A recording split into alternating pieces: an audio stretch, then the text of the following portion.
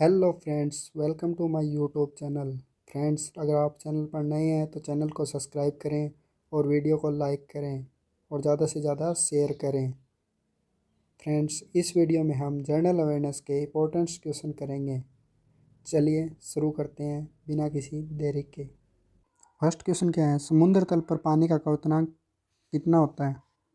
Option दे रखे हैं 210 degree Fahrenheit, 212 degree Fahrenheit, 208 degree Fahrenheit और 214 डिग्री फ़ारेनहाइट।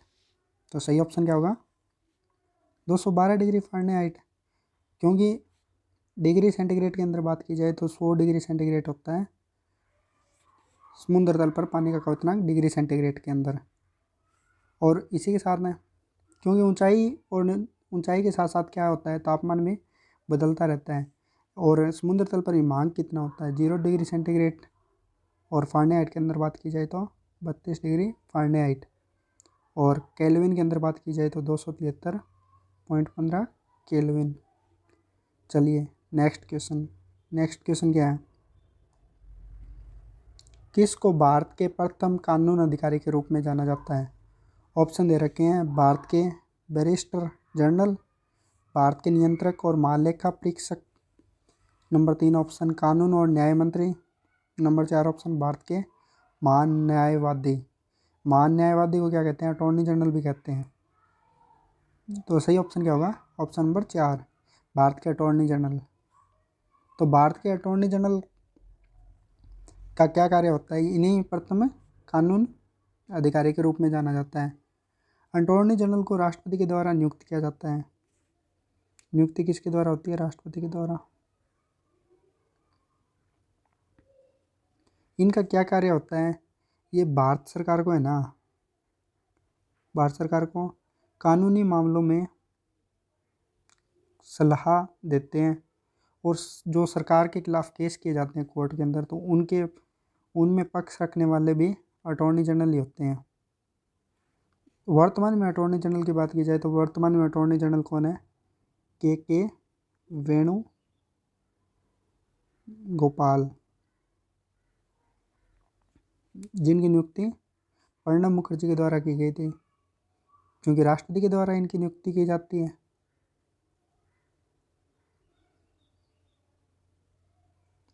चलिए नेक्स्ट क्वेश्चन क्या है? पुस्तक विंग्स ऑफ फायर किसके द्वारा लिखित है? तो ऑप्शन दे रखे हैं सलमान रुशीद और एपीजे अब्दुल कलाम, आर के नारायण और विक्रम सेठ। तो सही ऑप्शन क्या होगा? Wings of Fire APJ Abdul Kalam के द्वारा लिखी गई थी। ये हमारे 2002 से 2007 के बीच में हमारे राष्ट्रपति भी रहे थे। इनको मिसाइल मैन के नाम से जाना जाता है। मिसाइल मैन के नाम से जाना जाता है। बात की जाए विक्रम सेठ के द्वारा लिखित उपन्यास कौन सा है? ए सूटेबल बॉय, जो विक्रम सेठ के द्वारा लिखा गया था। और आर के नारायण के द्वारा बात की जाए तो इन्होंने एक काल्पनिक शहर की कल्पना की थी, तो उसका क्या नाम था? उपन्यास जो बुक लिखी थी उसका मालगुडी। और सलमान रुशीदी की बात की जाए तो इन्होंने क्या लिखा था? उपन्यास लिखा था। उपन्यास कौन सा? Midnight Children. चलिए नेक्स्ट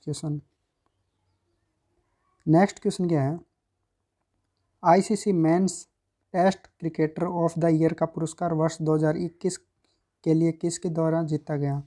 ऑप्शन दे रखे हैं जो रूट, बाबर आजम, यानेमन मलान और डेविड मिलर। तो सही ऑप्शन क्या होगा? जो रूट को क्या मिला था? ICC test cricket of the year का पुरस्कार मिला था। और बाबर आजम को किसका पुरस्कार मिला था? आईसीसी मेंस ओडीआई के अंदर इनको क्या मिला था? ODI cricketer of the year का पुरस्कार बाबर आजम को मिला था। और टी20 की बात की जाए तो टी20 के अंदर किसको मिला था? मोहम्मद रिजवान। मोहम्मद रिजवान को क्या मिला था? ICC men's T20 cricketer of the year का पुरस्कार। और यानेमन मालान की बात की जाए तो ये दक्षिण अफ्रीका के खिलाड़ी हैं, तो इनको क्या मिला था? आईसीसी मेंस एमर्जिंग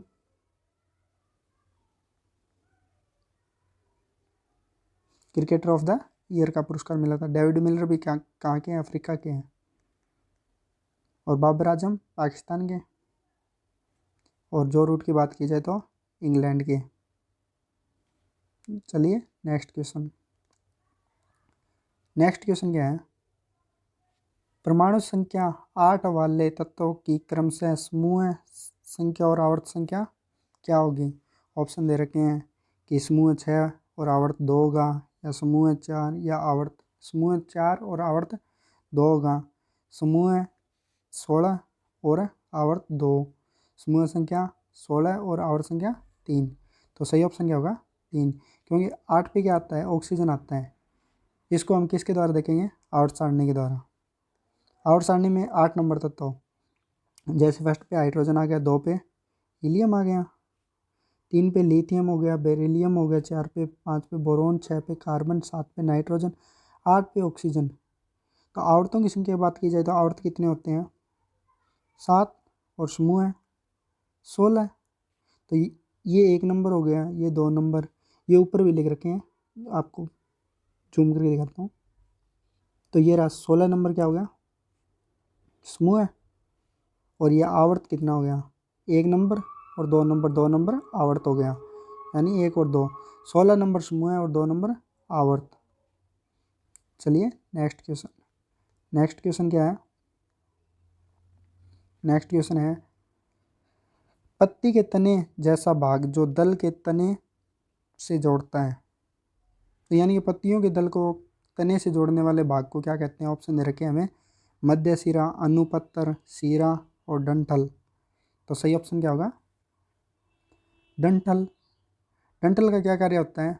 ये पत्तियों को के समूह को तने से जोड़ता है।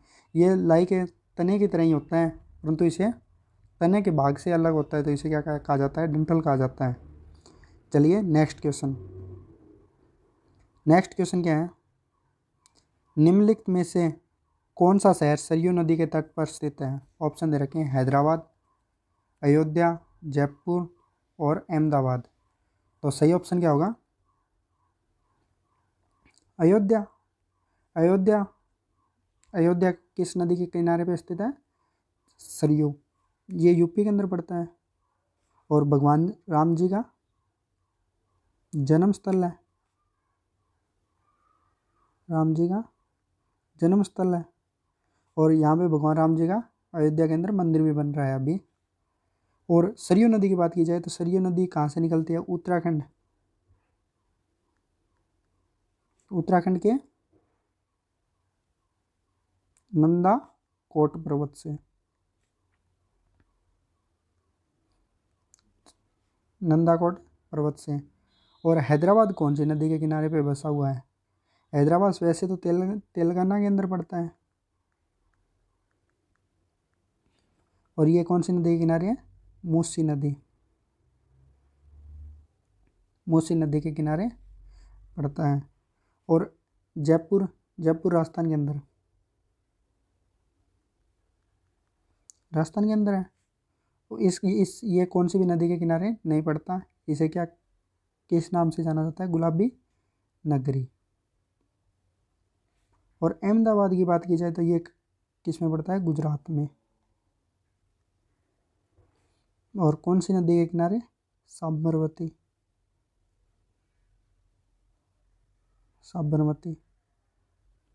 नदी के किनारे पड़ता है।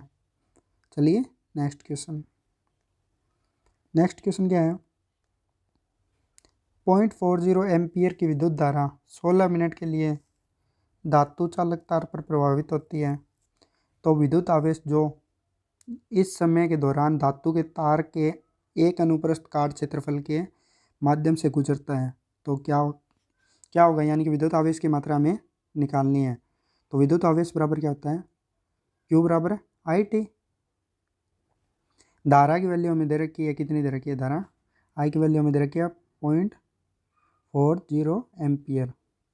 और टाइम भी दे रखा है हमें, टाइम कितना दे रखा है 16 मिनट। इसको हम क्या किस में कन्वर्ट करना पड़ेगा, सेकंड में। 16 इंटू 60 कितना हो गया 960 सेकंड। तो हम वैल्यू पुट करेंगे 0.40 इंटू 960 और एम्पियर इंटू सेकेंड, तो कितनी आएगी वैल्यू 384 एम्पियर इंटू सेकेंड क्या होता है कूलाम। तो क्या आ गया ऑप्शन नंबर 3 सही आंसर होगा। चलिए नेक्स्ट क्वेश्चन। नेक्स्ट क्वेश्चन क्या है, लोनार झील किस राज्य में स्थित है।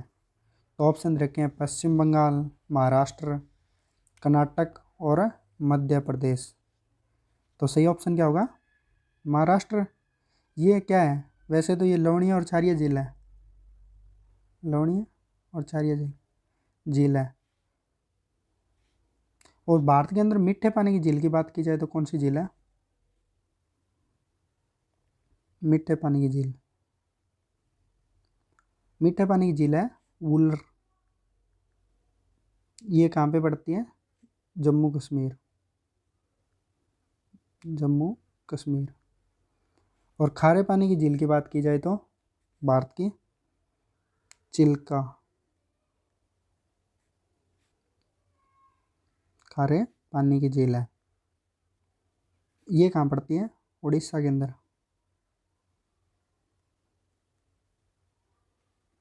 चलिए नेक्स्ट क्वेश्चन। नेक्स्ट क्वेश्चन क्या है, रासायनिक बंध का गठन होने पर क्या होता है। ऑप्शन दे रखे हैं हमेशा ऊर्जा मुक्त होती है, हमेशा ऊर्जा अवशोषित होती है, ऊर्जा ना ही अवशोषित होती है और ना ही मुक्त होती है। नंबर 4 ऑप्शन है या तो ऊर्जा मुक्त होती है या फिर ऊर्जा अवशोषित होती है। तो सही ऑप्शन कौन सा होगा, ऑप्शन नंबर 4। क्योंकि हम कभी कभी बंद बनाते हैं तो ऊर्जा क्या होती है, मुक्त होती है काफ़ी बार तो, और कई बार बंद बनाने के लिए हमें ऊर्जा देनी पड़ती है, तो यानी ऊर्जा अवशोषित भी होती है। ऊर्जाएं दो प्रकार की होती है, एक तो ऊष्माक्षेपी, दूसरी ऊष्मा शोषी। यानी ऊर्जा ऊष्मा का क्षेपण होगा यानी कि ऊर्जा मुक्त होगी, वो कौन सी कहलाती है ऊष्माक्षेपी। और जो ऊष्मा का शोषण होगा यानी कि ऊष्मा अवशोषित होगी, तो वो कौन सी कहलाती है ऊष्मा शोषी। चलिए नेक्स्ट क्वेश्चन। मिस वर्ल्ड 2022 की विजेता का ताज किसे पहनाया गया। ऑप्शन दे रखे हैं नवदीप कौर, जेनिफर ले, कैंडिस अब्राहमस और साइलिन फोर्ड। तो सही ऑप्शन क्या होगा साइलिन फोर्ड। साइलिन फोर्ड क्या थी मिस वर्ल्ड 2022। और मिस यूनिवर्स की बात की जाए, मिस यूनिवर्स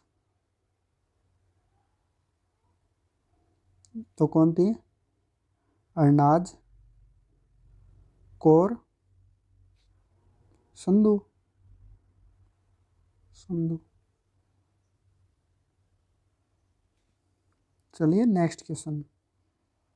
नेक्स्ट क्वेश्चन क्या है, आयाम की एसआई इकाई क्या है। ऑप्शन दे रखे हैं किलोग्राम, मीटर, अर्टज और सेकंड। तो क्या होगा सही ऑप्शन मीटर। यानी किलोग्राम किसकी है, द्रव्यमान की एसआई इकाई, अर्टज आवर्ती की और सेकंड टाइम की। चलिए बस आज के लिए इतना ही।